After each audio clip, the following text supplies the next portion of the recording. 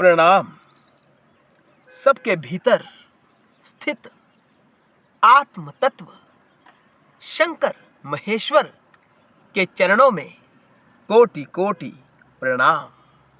दर्शकों, आप सबके भीतर, इस संपूर्ण विश्व के भीतर केवल और केवल महेश्वर बाबा ही विद्यमान है, दूसरा कोई नहीं।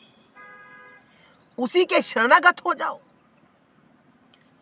नमामि शमीशान निर्वाण रूपम विभुम व्यापकम ब्रह्म वेद स्वरूपम निजम निर्गुणम निर्विकल्पम निरीहम चिदाकाश माकाश वासम भजेहम। दर्शकों, जो सबके भीतर स्थित है, हम सबको उसके शरणागत होना चाहिए। हमारे शरीर की मृत्यु हो जाती है, लेकिन वो तत्व जो निराकार है, निष्कल है, अलिंगी है, वो वैसा का वैसा ही रहता है। अब से नहीं, अनादि काल से। कुछ समय के लिए ही नहीं, हमेशा के लिए जो तत्व स्थित रहे वो महेश्वर तत्व है। ये सारा विश्व शिव और शक्ति का ही तो खेल है। केवल हमें इन बातों को समझना है। आपके भीतर तुम्हारा स्वामी तुम्हारे भीतर ही है, तुम्हारा शंकर तुम्हारे भीतर ही है। कहां ढूंढ रहा है? सबके भीतर है। वो कहां नहीं है? प्रत्येक स्थान पर उपलब्ध है वो। लेकिन जानने का हमें प्रयास करना चाहिए। कैसे जाने? विभिन्न प्रकार के देवी देवता कहे जाते हैं। 33 करोड़ देवी देवता। किसकी आराधना करें, किसको छोड़ें? एक की आराधना करने पर दूसरा नाराज हो जाएगा, ये संशय रहते हैं। तो दर्शकों, इस वीडियो को अंत तक देख लेना। आपके संशय शायद हम दूर कर सकें। जो 33 कोटि देवी देवता है, वह शंकर के विभूति स्वरूप है। शंकर जी की ही अंशा अवतार है। या यूं कहे, शंकर जी ने ही स्वयं को विभिन्न देवताओं के रूप में बदला हुआ है। अपने रूप को विभिन्न देवी देवताओं के रूप में परिवर्तित किया हुआ है। किसने? बाबा ने, महाकाल ने। तो हम सबको उनकी शरणागत होना चाहिए। सभी देवी देवताओं की आराधना करो। ब्रह्मा की आराधना यानी उत्पत्ति स्वरूप की आराधना। इस विश्व में जो कुछ उत्पन्न हो रहा है वो ब्रह्मा स्वरूप है। विष्णु नारायण यानी स्थिति, शिव की स्थित रखने वाली जो शक्ति है वो नारायण है तो शिव ही है ना। रुद्र यानी संहारक शक्ति, वो भी शिव ही है। सब रूपों में शिव ही है। विभिन्न विभूतियों के कारण शिव विश्व रूप है। सारे विश्व के रूप में शिव ही बदले हुए हैं। शिव ने ही अपना स्वरूप इस विश्व के रूप में बदला हुआ है। शिव ही है। जानने का प्रयास करना चाहिए। गुणों को ध्यानपूर्वक देखो। इस विश्व में क्या गुण है, कैसे कैसे ये गुण विश्व उत्पन्न होता है और कैसे कैसे इसका लय हो जाता है। हम सबको समझने का निरंतर अनुसंधान करना चाहिए, समझने का प्रयास करना चाहिए। केवल सांसारिक विषय को ही लेकर नहीं चलना चाहिए। आत्मिक विषय, आत्मा का विषय भी हमारे लिए महत्वपूर्ण होना चाहिए। तो शंकर ने कहा, मैं ही विश्व रूप हूं। शिव ने कहा, मैं ही विराट रूप हूं। आगे कहा, मैं ही सबका संहार करने वाला हूं। अब संहार कहां कहां नहीं। एक संहार, एक महासंहार। एक पौधा उत्पन्न होता है, कुछ दिनों में वह समाप्त हो जाता है। यूं कहे कि उसका संहार हो जाता है।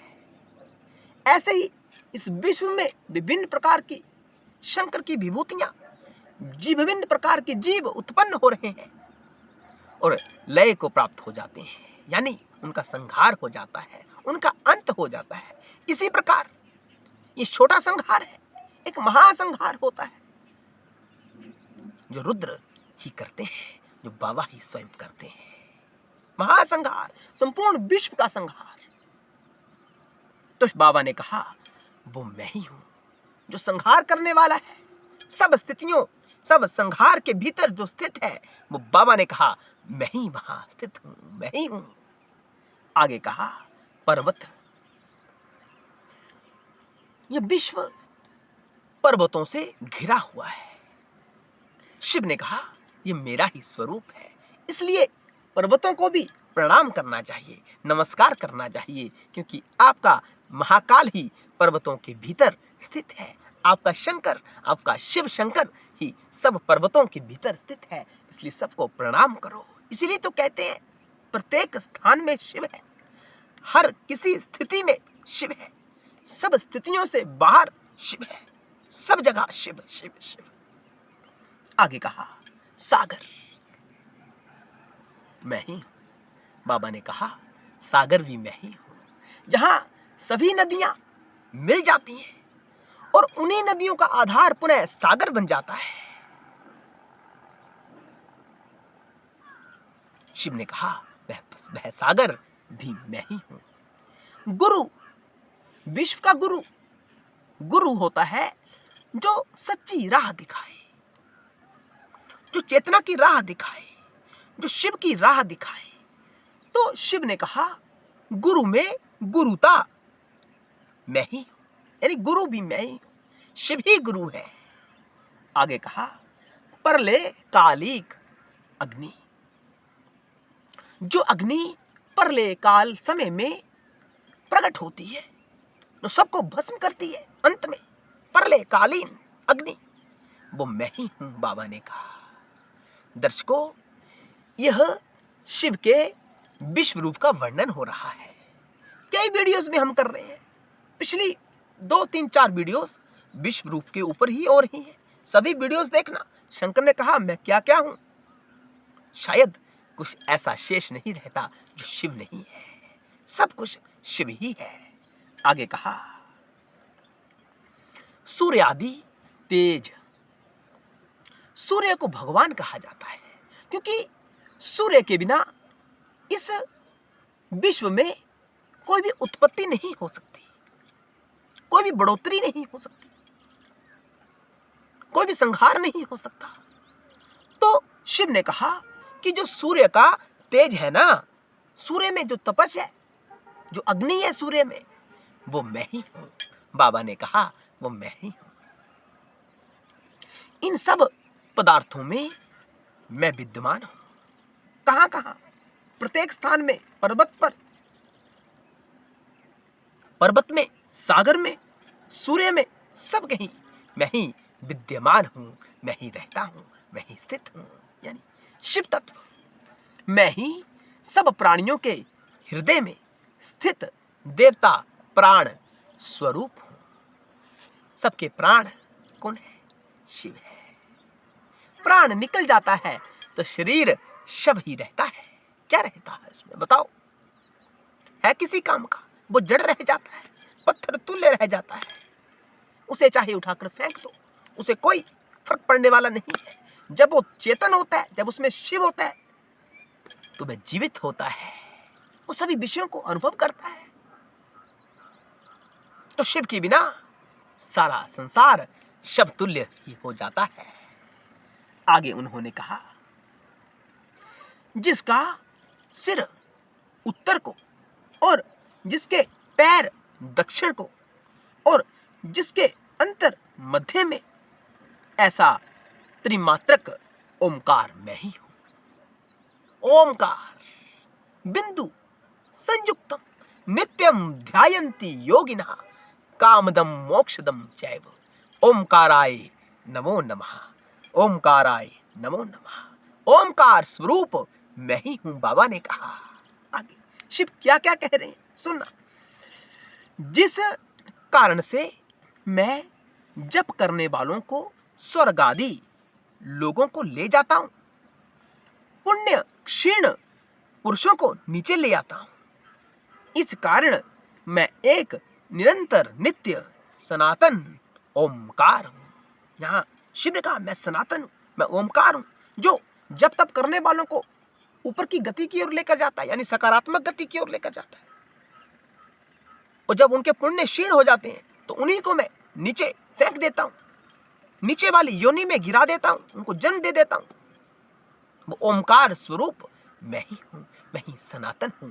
सनातन यानी इसका कोई आरंभ नहीं है, जो आदि काल से ईश्वर द्वारा स्थित जो नियमावली है वही सनातन है। तो शिव को हम सबको समझने का प्रयास करना चाहिए। कर्मों का फल देने वाला ईश्वर मैं ही हूं। कर्म हमारे, भुगतान हम करेंगे, लेकिन इसका हिसाब कौन रखता है? शिव ने कहा वो मैं ही तो रखता हूं, मेरी ही तो सत्ता। ये सब हिसाब किताब करती रहती है, स्वतः ही होता रहता है। आगे कहा, जो जप करने वालों को स्वर्ग तथा उनके पुण्य क्षीण होने पर उन्हें पुनः मृत्यु लोक में भेजता हूं, वो मैं ही हूं। वह मैं ही सृष्टि का मूल सनातन ओमकार हूं। आगे कहा,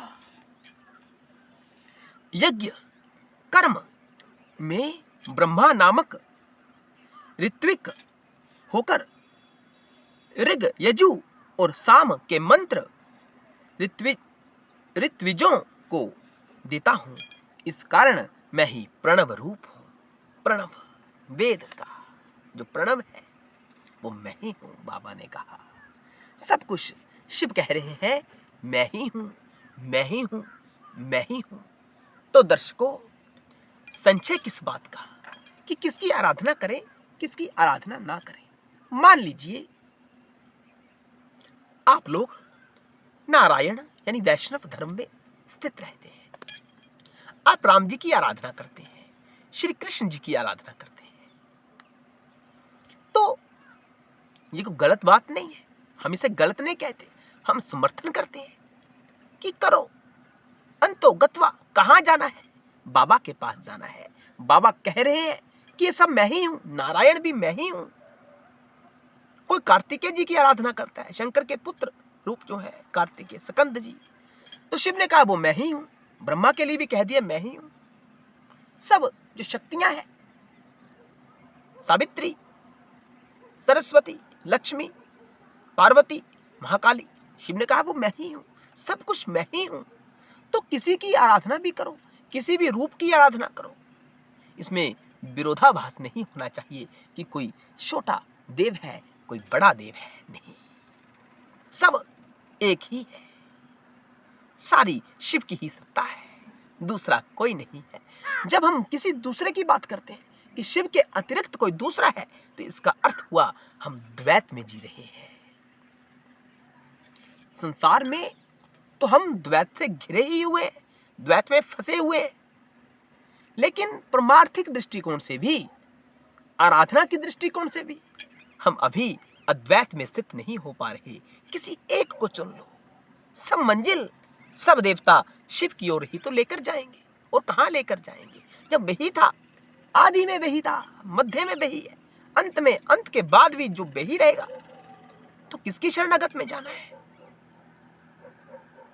सब शिव के स्वरूप को ही भजते हैं। हम सबको शिव के स्वरूप को भजना है। शिव का नाम जाप करो, निरंतर करते रहो। ओम नमः शिवाय, इस मंत्र का जाप करते रहो, निरंतर करते रहो। आपका कल्याण अवश्य होगा। हर हर महादेव, जय शिव शंकर, बम बम भोले, ओम नमः शिवाय। प्रणाम।